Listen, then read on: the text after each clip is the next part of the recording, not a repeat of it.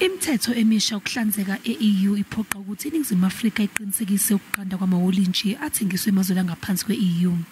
Izikhulu zithi konke lokhu zikwenza ngoba zizama ukunqanda ukusabalala kwesibungu esihlasela izithelo esibizwa i-false clothing moth. Kepha le migomo yaqala ukusebenza sesivele silifulathele lezi izithelo zamawolintshi. Lokhu kwaba nomphumela wokuduva kwazo echwebeni ase-EU. Ngaphansi kwesivumelwano sesikhashana zizokhululwa lezi zithelo, kepha abatshali bazo bathi ukuduva kwazo e-Europe kube nomthelela omkhulu njengoba belahlekelwe izindodla zemali. Siyadingeka-ke isisombululo esizodonsa isikhathi eside.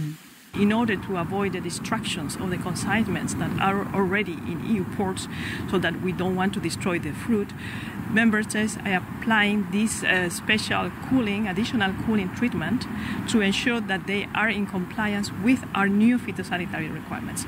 So we have not changed the rules. What we are doing is doing this extra work to avoid destroying the food. I-Brussels ithi yanika abantu bakuleli abathumela imikhiqizo yabo ngaphandle isikhathi esanele. I-Commissioner ithi bakulungele ukusebenzisana neNingizimu Africa okuyizwe lesibili elikhulu elihwebelana ne-EU e-Africa. Ukufinyelela esivumelwaneni kepha kubukeka ngathi ayikazi ukuphela manje le ngxabano.